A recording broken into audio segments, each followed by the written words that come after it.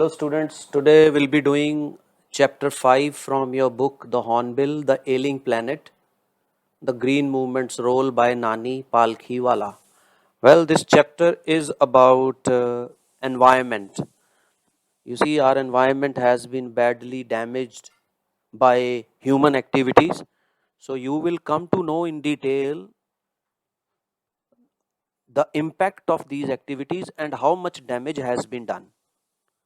So this chapter is really very important.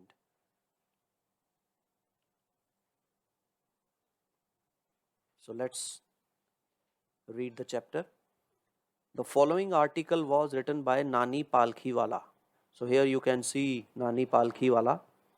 So this chapter actually is an article which he wrote and published in the Indian Express on 24th November 1994. So you can imagine this chapter was written approximately 27 years ago.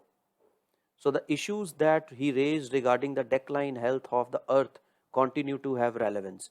So you see, the issues that he raised 27 years ago, they still have relevance in the modern times. So those issues have not improved, rather they have become worse in the present times. So all the data you will be, reading, that data has become much more than what he has written about. I will be explaining you. So let's start. One cannot recall any movement in the world history which has gripped the imagination of the entire human race so completely and so rapidly as the green movement, which started nearly 25 years ago. So you see, he starts his article by writing about, by mentioning green movement. So this green movement actually was a movement started by environmentalists or people who were conscious about their environment to save environment. And this movement was started in 1972, where in New Zealand.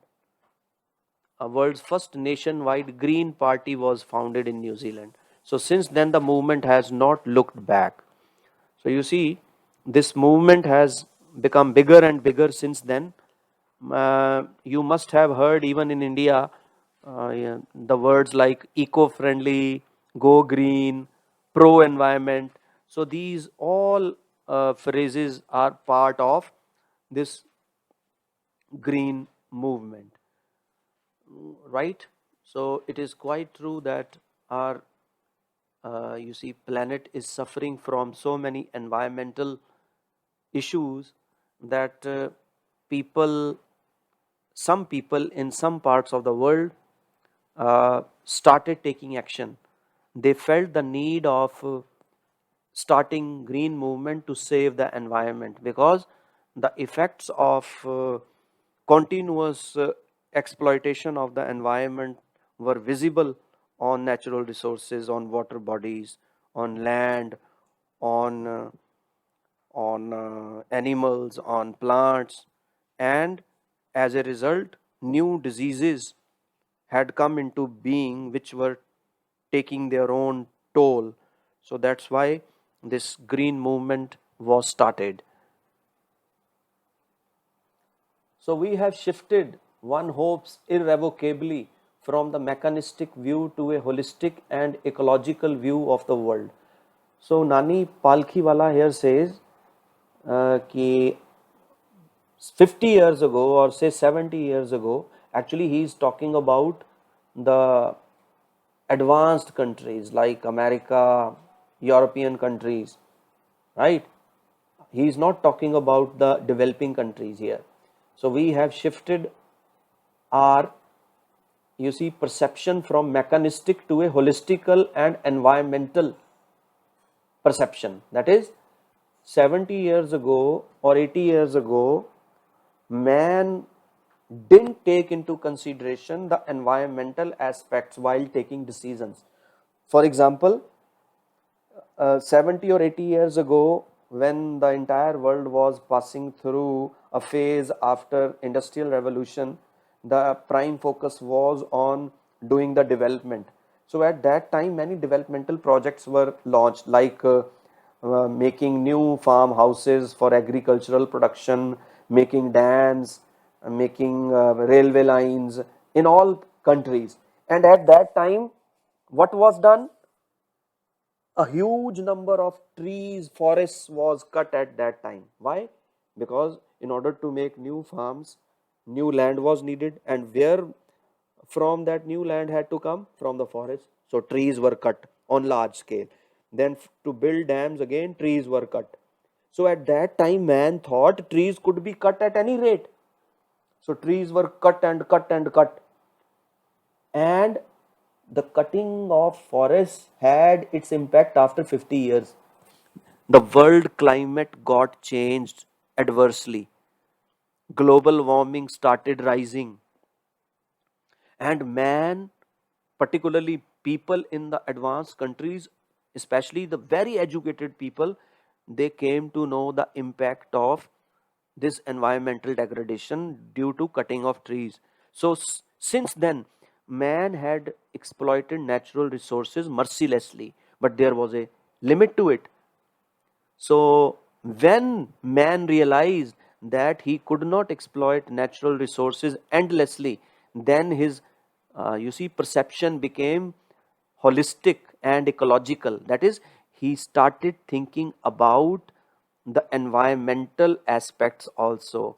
So before he launched any project, there was environmental implications considered also. So that's why in the present time, if you want to uh, install any industrial project, you have to first take the NOC from the government environment department. Why? Because now environment is the first priority everywhere. But unfortunately, in India, we are still living a backward life. I ask you, how many of you have seen forests in the cities or around cities in India, particularly here in Punjab? Yes, I ask you now. So it is a shift in human perceptions as revolutionary as that introduced by Copernicus, who taught mankind in the 16th century that the earth and the other planets revolved around the sun. So you see this change in man's perception. Earlier, man was mechanistic. He thought that mechanistic here means the natural resources of the universe could be exploited endlessly. But later on, he realized no, it was not possible. Then his perception became holistic and ecological. Holistic means when he started considering environment as an important factor. So all the decisions he took now afterwards, you see, included environment in those decisions. Mechanistic means the selfish outlook on life, when man thought he could exploit the natural resources endlessly and it had bad consequences, right? It, you see, raised the global temperature, it dirtied the water bodies, it polluted land, air. So then he forcibly had to include, you see, environmental aspects in his planning. And so whatever he planned and whatever he acted, he took environment into consideration. So this was a change from mechanistic to holistic. Holistic means when he started paying attention to environmental concerns also. So this change from mechanistic to holistic view was as big a change as was experienced by people after Copernicus, you see, philosophy or Copernicus teaching. And what did Copernicus teach mankind?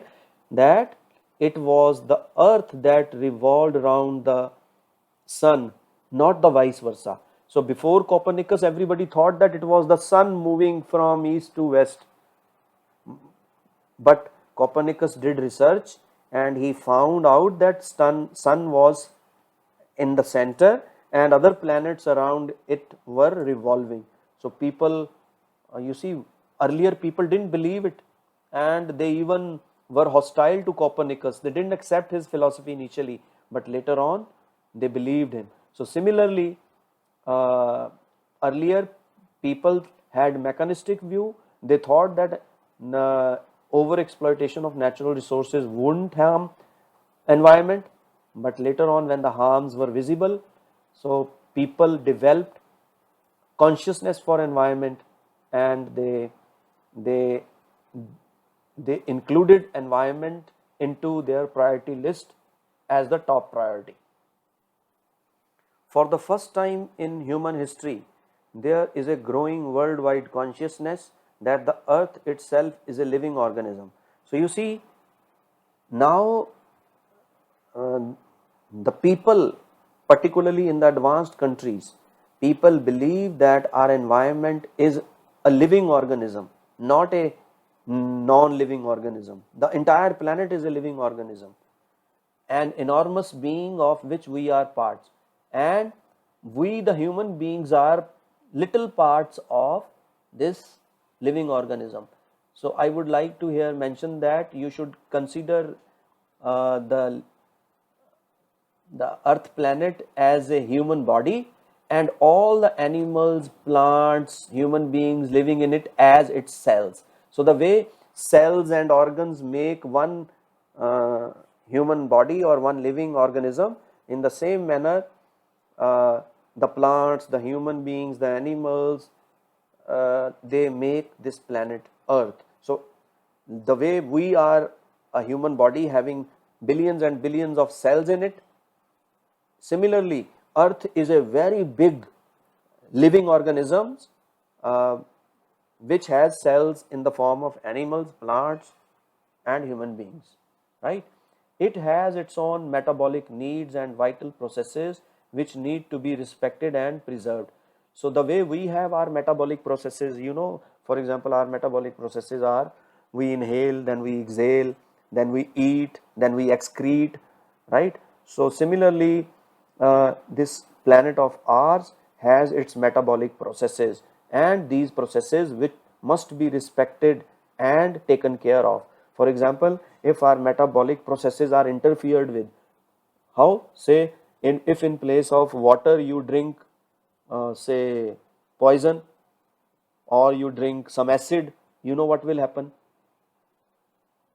Will die.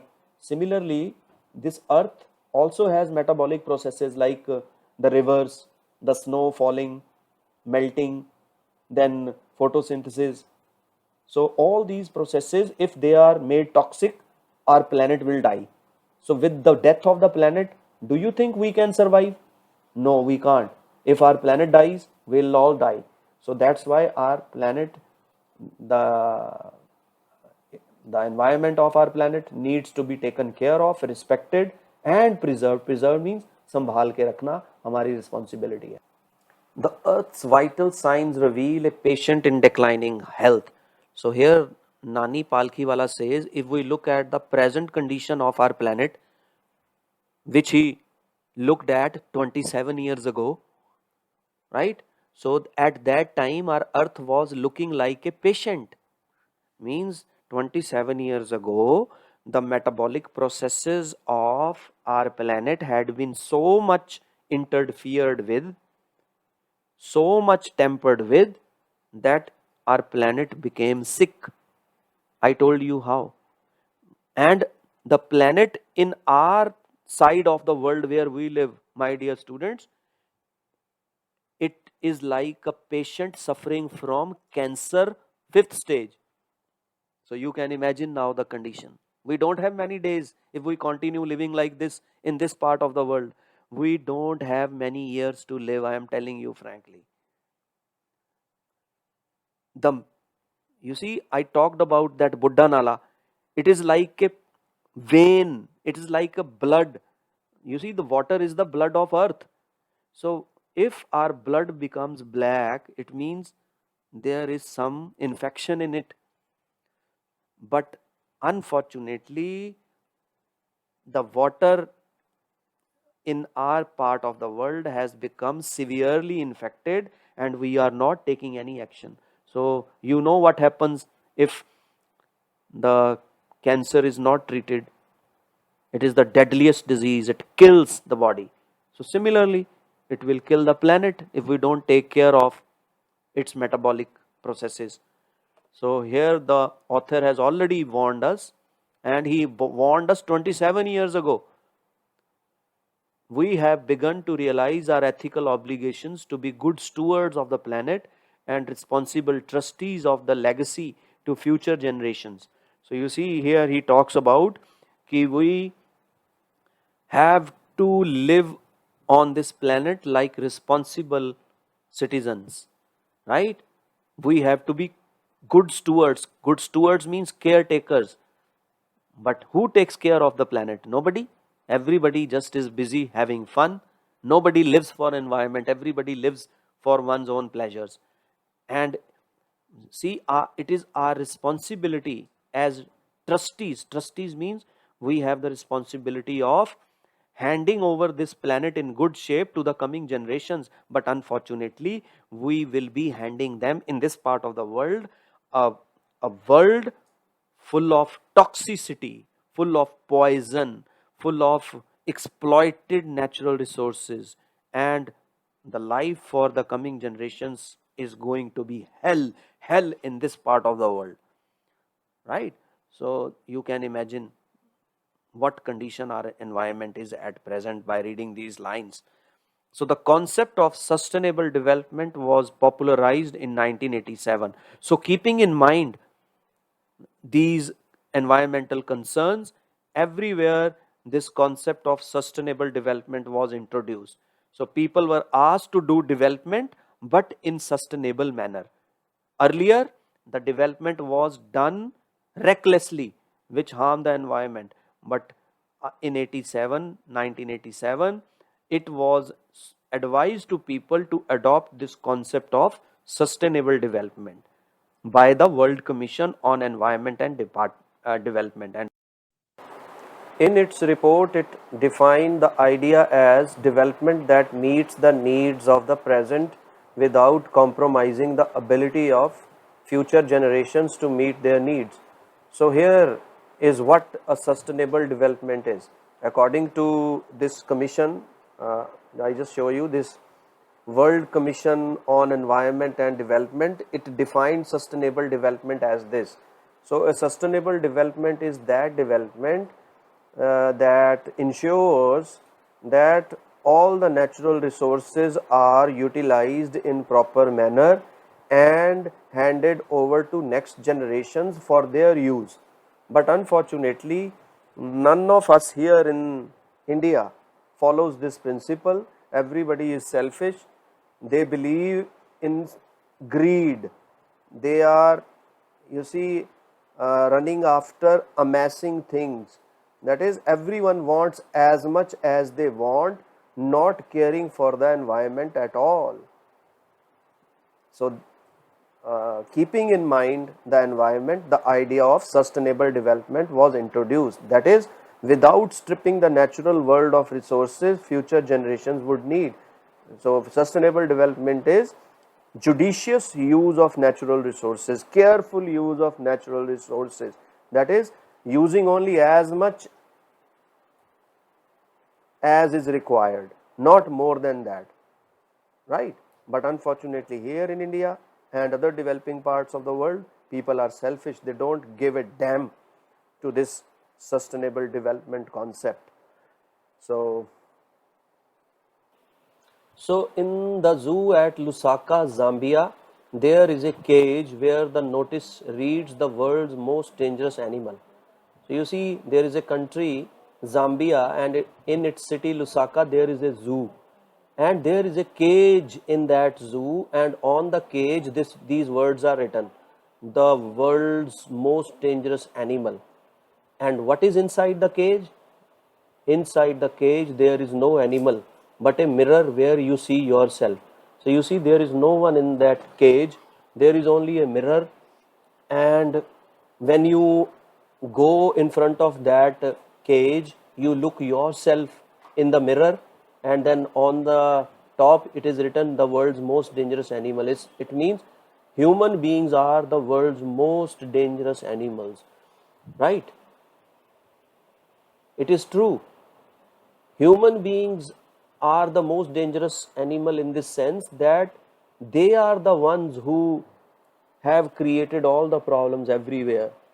If the forests have been cut, it is because of human beings. Tigers didn't go on a tree cutting rampage. If the water bodies, rivers, oceans, ponds, canals, rivers, etc., are polluted, it is because of human beings. Tigers have not, polluted the water bodies, nor any other animals, right? If the global warming is rising, it is because of human beings. If the animals are, becoming extinct, it is because of human beings, because human beings are destroying the natural habitats of the animals. So that's why human being is the most dangerous animal in this world. Thanks to the efforts of a number of agencies in different countries, a new awareness has now dawned upon the most dangerous animal in the world. Here the author Nani Palkhiwala is thanking various agencies and organizations that have been working to save environment, and because of their efforts this dangerous animal has become wiser now. How? Now it has started making efforts to save the environment. So owing to their efforts, he has realized the wisdom of shifting from a system based on domination to one based on partnership. And because of the efforts of these agencies, now certain human beings are working to spread awareness about the environment among all the people, and as a result, many countries have started save environment programs. And now because of the efforts of these organizations working for the environment, a man has started thinking that he is not here to be the boss of life, of animals, of plants and natural resources.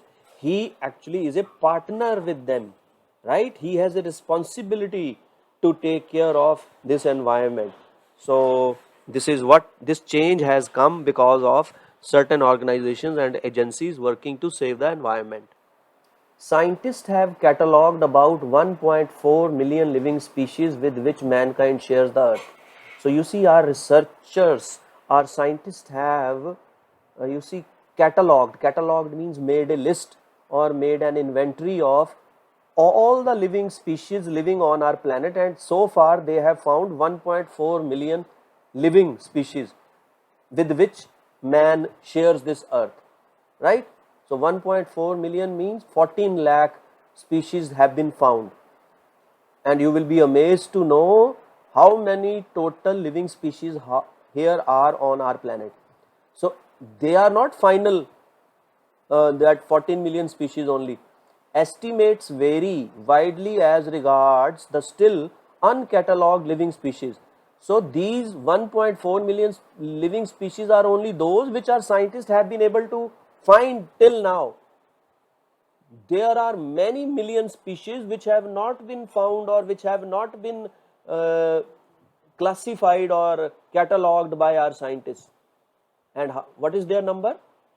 Biologists reckon that about 3 to 100 million other living species still languish unnamed in ignominious darkness. That is, approximately 3 to 100 million other living species there are in the forest or somewhere else in the world, living underwater or somewhere else, which have not been found so far. So you see, only a fraction of living species has been found so far. So you see what a complex mechanism or life system we have on our planet Earth. So since it has been created by God, it is God's property. We have no right to interfere with it or destroy it. One of the early international commissions which dealt inter alia with the question of ecology and environment was the Brand Commission, which had a distinguished Indian as one of its members, Mr. L.K. Jha. So you see, in order to study the environmental degradation of the world, right, a commission was formed which did many researches, right? And one of the research they did was the research on ecology and environment. So the name of that commission was Brand Commission, and this Brand Commission had a very famous and learned Indian named Mr. L.K. Jha. So you see, try to understand this. An organization or a commission, international commission, was formed to study the effects of environment and ecology on the modern world, right? And that international commission was known as Brand Commission, and this commission had a famous Indian in it, Mr. L.K. Jha. And you see, this commission studied the impact of heedless development activities on the world environment, and they made a report. And what did they write in their first report? So the first Brand report raised the question, and you see, after they did the research, they were all shocked. The result of the report were horrifying. What did they find? They found that our environment had been badly damaged by man's reckless developmental activities. And in that report, they asked this question: are we to leave our successor a scorched planet of advancing deserts, impoverished landscapes, and ailing environment? So this question they asked, and this question means, if we continue to follow the ordinary development model, soon in the future there won't be left any forest. As a result, the deserts will expand, there won't be any landscape, and our planet will become ailing. Ailing means like a sick planet. Sick means whose health is very bad. So you see, this question was asked in that report after studying the impact of reckless development on the world environment.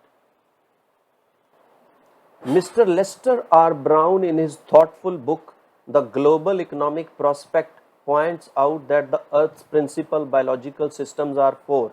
So there is another environmentalist, Mr. Lester R. Brown. He has written a very beautiful book, very informative book, in which he has explained the entire working of the ecology, or the connection between environment and economies.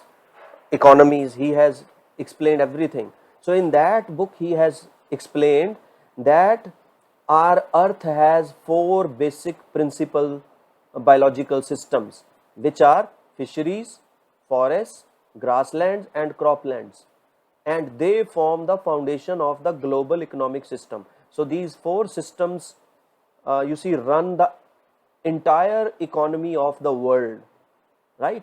In addition to supplying our food, these four systems provide virtually all the raw materials for industry except minerals and petroleum derived synthetics. And these four systems, they provide raw material for all the products, right, that we use, except the petroleum products, because petroleum and minerals we extract from earth. Just leaving petroleum and minerals, all the other products are based on fisheries, forests, grasslands, and croplands. In large areas of the world, human claims on these systems are reaching an unsustainable level, to a point where their productivity is being impaired. So Mr. Lester R. Brown now says that human activities have negatively impacted these four basic biological systems. How? Their level of you see, productivity has been impaired. Impaired means mm, affected negatively. I explain you here. So you see, these systems work on the principle of use, production. Let me explain you how. You see, every day, suppose you have a pond. We are talking about fisheries. Every day, you see, there are say 100 fishes in that pond, and those 100 fishes reproduce 200 fishes every day, right? So, and those 200 fishes are fished for people, right? That is, they are used as food. So if every day you are taking 200 fishes out of that pond, their population will remain 100. But suppose if every day in place of 200 fishes you start taking 250 or 300, what will happen? Their population will keep on decreasing, and one day there won't be any fish left. So this is what has been happening in these biological systems, principal biological systems. This is what has been happening. Every day more is being taken out of these systems than they can replenish. Got it? So when this happens, fisheries collapse. So this has been happening. As a result, the fish population in the oceans of the world has become quite less. Forests are disappearing because we are cutting more number of forests than forests can replenish. Replenish means produce new ones. Similarly, grasslands are being affected, and similarly croplands are being deteriorated.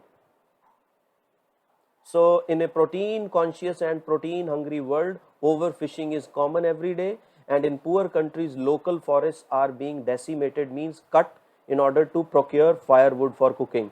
So you see, the main two biological systems have been affected very negatively. More fish are being fished every day, and more trees are being cut by people every day. So their level has become quite unsustainable. That is, people have started using more than what these systems can produce. So as a result, our environment has become very, very unstable and poor. In some places, firewood has become so expensive that what goes under the pot now costs more than what goes inside it. So you see, due to overpopulation and due to rise in demand for fuel, uh, the cost of fuel has gone very high. So poor people are now forced to, you see, cut firewood from forests, due to which the forests are being cut at a faster pace. Because in certain countries, the fire with which we cook food, the fuel with which we cook the food, has become more expensive than the food itself. So that's why more and more forests are being cut. Since the tropical forest is, in the words of Dr. Myers, the powerhouse of evolution, several species of life face extinction as a result of its destruction.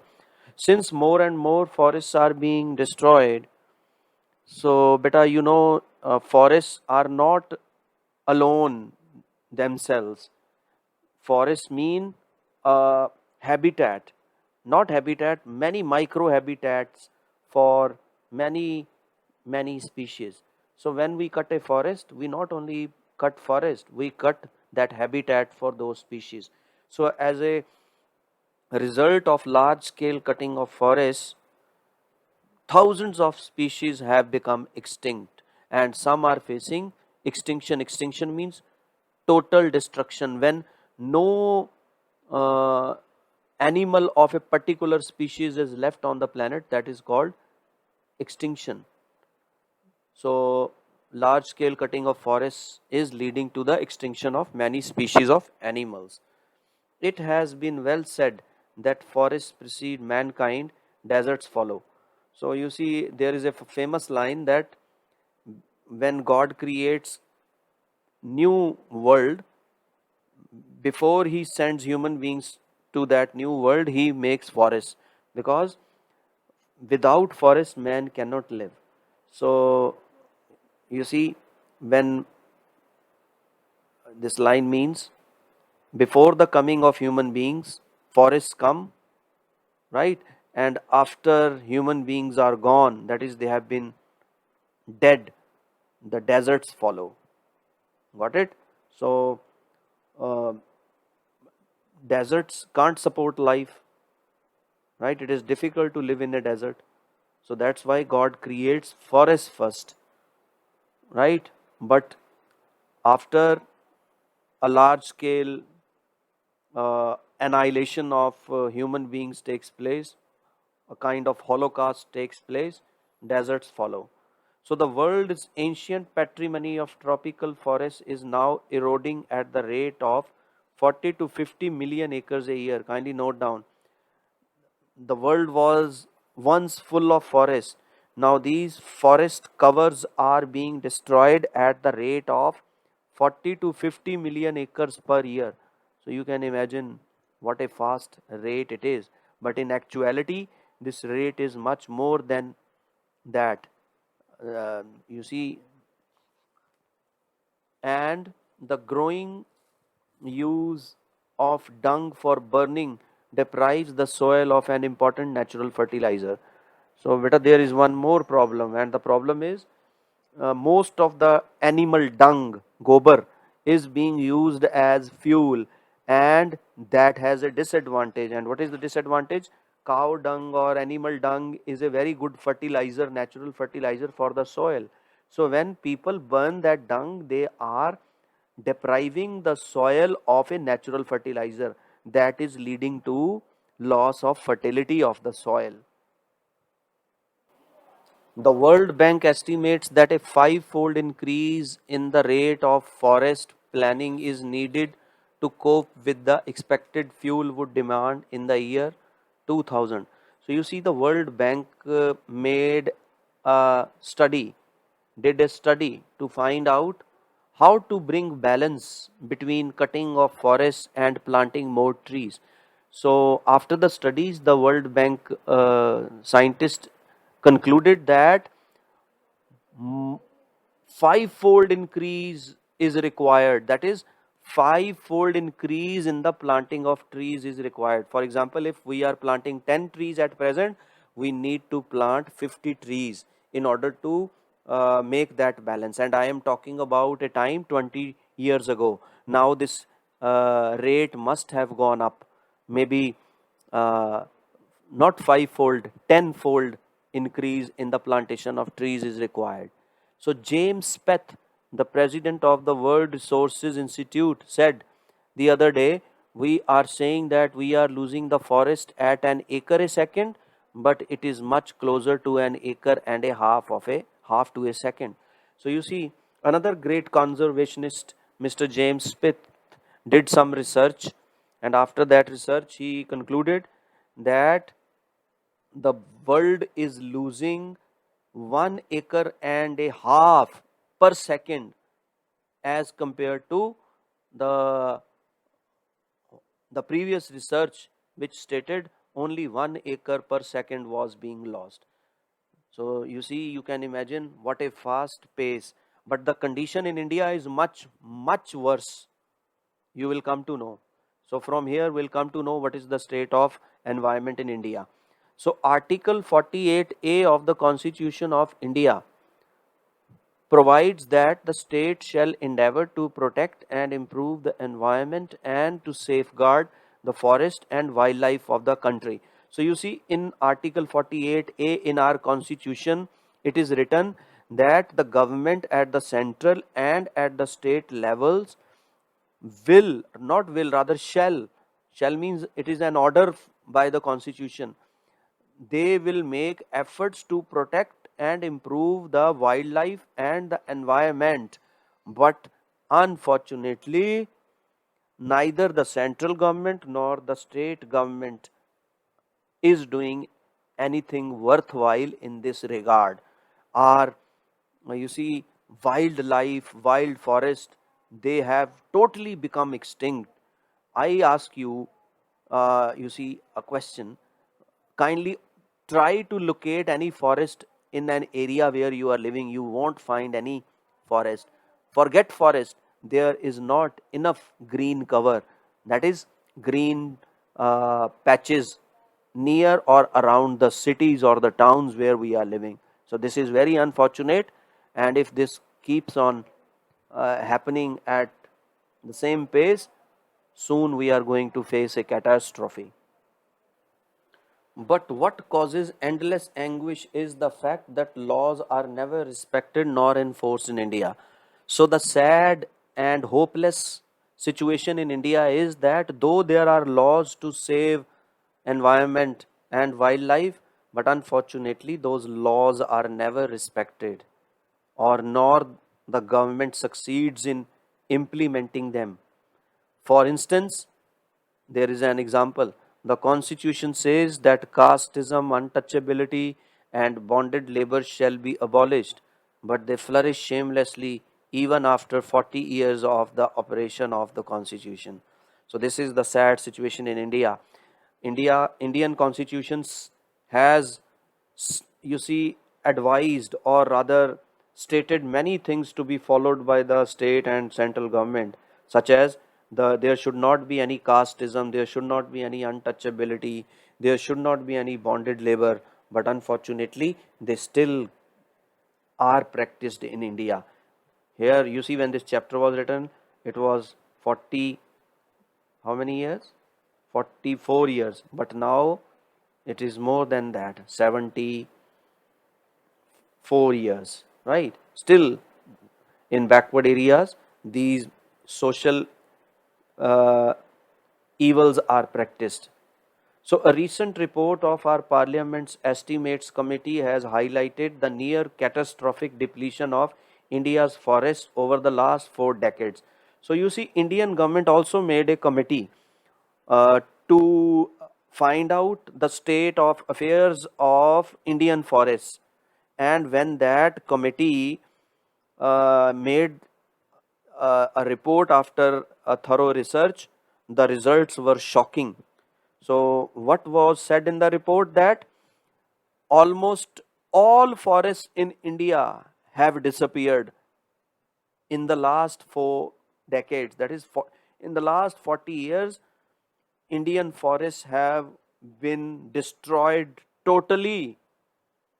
India, according to a reliable data, is losing its forest at the rate of 3.7 million acres a year. So you see, at that time, the rate of loss of forests in India was 3.7 million acres a year. My goodness. And large areas officially designated as forest land are already virtually treeless. And the other shocking thing is that the maps in India are faulty.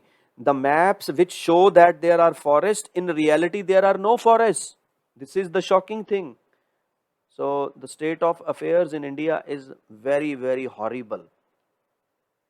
The actual loss of forest is estimated to be about 8 times the rate indicated by government statistics. My goodness. So, in reality, the loss of forests in India is equal to 3.7 million acres multiplied by 8. Kindly note down. The report says only 3.7 million acres are destroyed every year, but in reality, that rate is multiply the given figure by 8 is equal to जो भी result आएगा उतनी forest हम lose कर रहे हैं. So, a 3-year study using satellites and aerial photography conducted by the United Nations warns that the environment has deteriorated so badly that it is critical in many of the 88 countries investigated. So, you see, United States of America, which is one of the most advanced countries in the world, they did a study using their satellites. So, after that study, they told the world that in the environment is very bad in 88 countries, right? And in some of those 88 countries, the environment has become critical. Critical means it is very, very pathetic and dangerous. So there can be no doubt that the growth of world population is one of the strongest factors distorting the future of human society. So you see the picture clearly says the story, clearly tells the story. So the main cause behind this widespread destruction of forests is the growing population, right? It took mankind more than a million years to reach the first billion. No doubt. Mankind took 1 million years to reach the number 1 billion. That was the world population around the year 1800, right? At the beginning of the 19th century, the population of the world was 1 billion. But within 100 years, see, by the year 1900, that is at the beginning of 20th century, a second billion was added. See, in 100 years only 1 billion population was added. Here, better you can see the rate of growth of a population. It is alarming. At the beginning of 19th century, the world population was only 1 billion. So at the beginning of 20th century, the world population was 2 billion, right? So a second billion was added, and the 20th century has added another 3.7 billion. So you see, and at the beginning of say 21st century, 3.7 billion people had already been added. So the present world population is estimated at 5.7 billion. This is a wrong figure if we take it for the present moment. It is more than 7 billion. So every 4 days, note down, every 4 days the world population increases by 1 million, and at present this rate is much more than this. एक मतलब 4 साल में 1 million लोग बढ़ जाते हैं हमारे world में. It's a very alarming rate. Fertility falls as incomes rise, education spreads, and health improves. So you see, when people become richer, the fertility of the soil falls. Why? Because with the rise of income, the rise in demand for everything grows, for food grains, for vegetables, for fruits. So then more pressure is on the soil, fertilizers are used, right? Then insecticides are used. This affects the fertility of the soil. But with the increase in the income, the health standard improves, the education standard improves. So thus the development is the best contraceptive. So the scientists say if we have to handle all the problems, they should be handled through development. People's education and people's health standards should be improved. But development itself may not be possible if the present increase in numbers continues. But development is impossible if the world population keeps on increasing at the given rate. So the rich get the richer, and the poor beget children, which condemns them to remain poor. So the rich people are getting richer, but the poor people, they can't get rich. So they are getting more children, they are producing more children. They produce more children with the hope of earning more money through more family members, right? But this does not improve their standard. The poor remain the poor, or rather their condition becomes worse.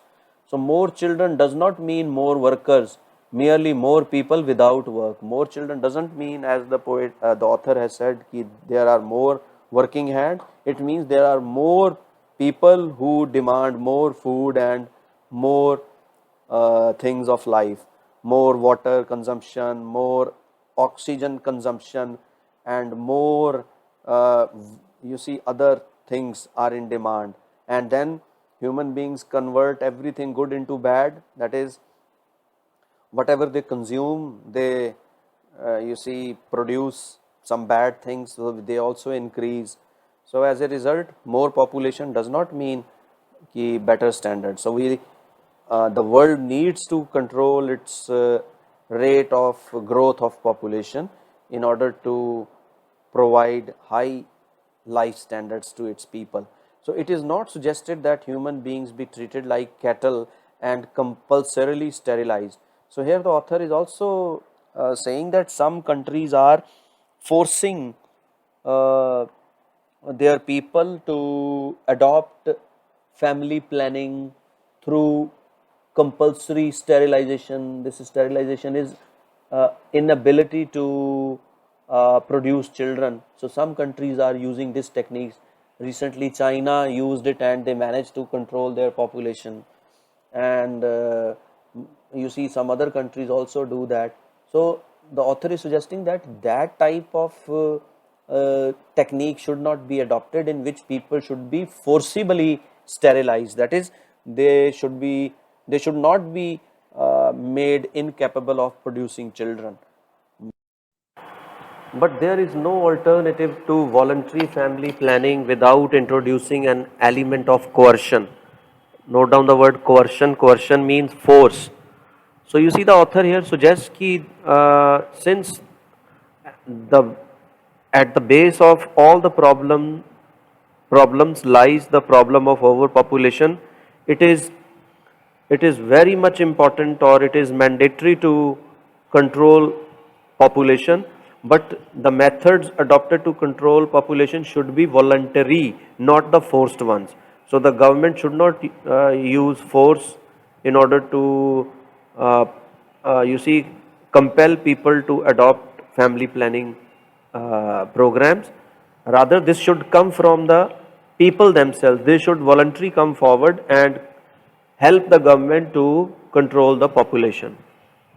So the choice is really between control of population and perpetuation of poverty. Note down the word perpetuation. Perpetuation here is continuation.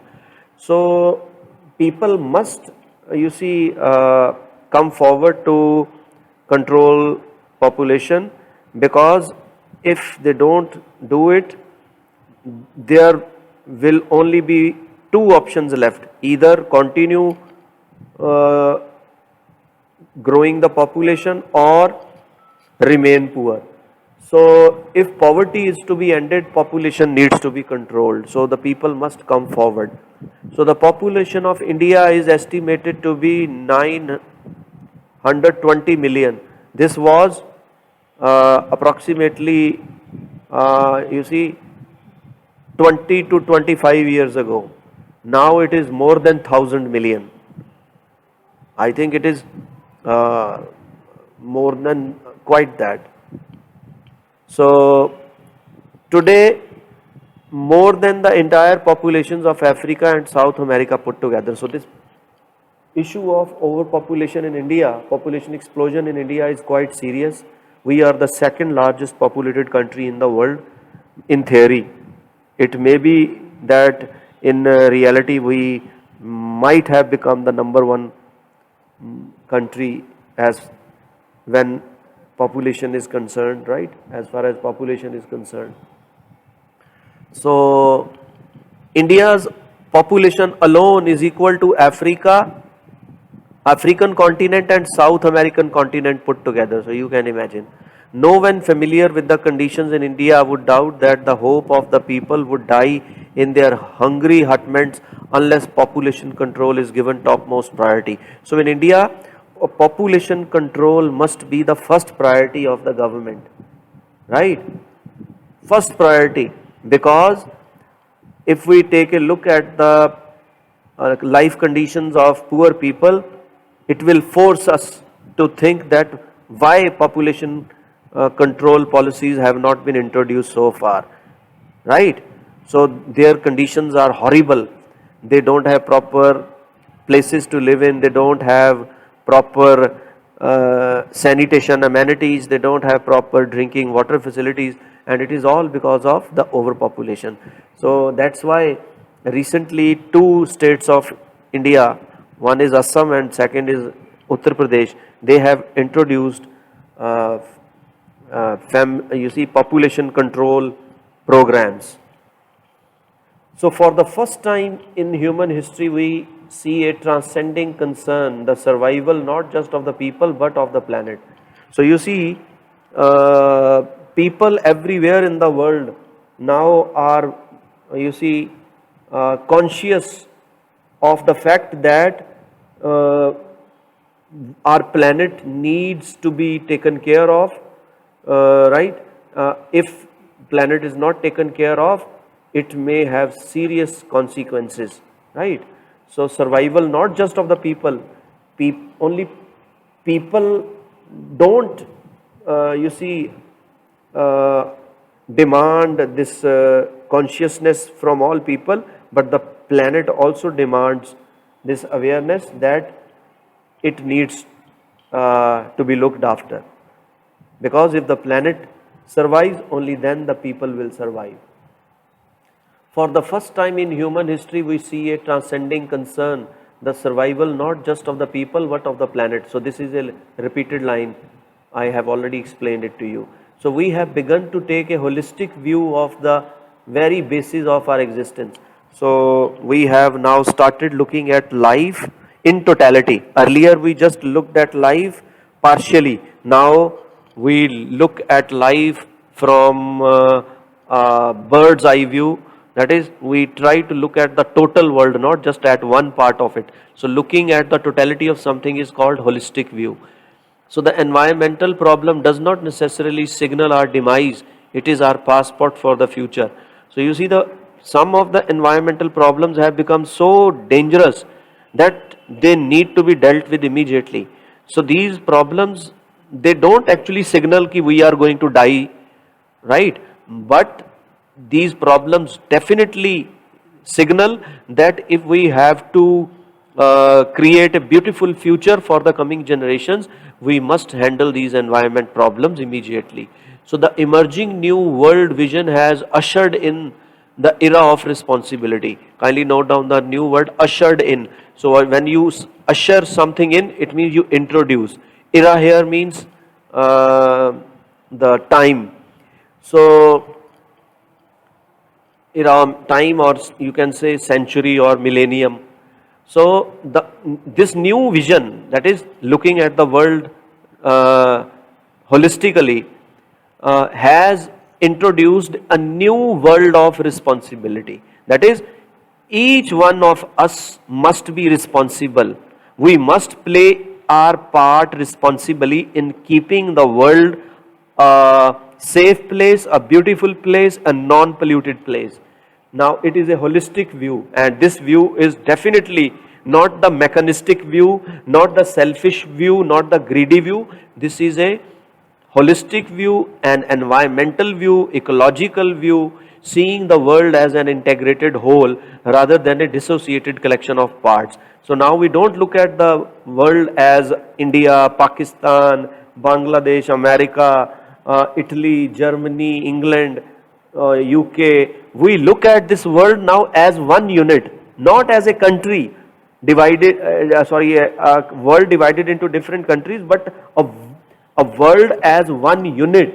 And definitely world is a one unit, because if environment is harmed in India, it has its effect in America, and if something happens in America, it has its effect in Europe. So this entire world is one world, and we need to take care of it.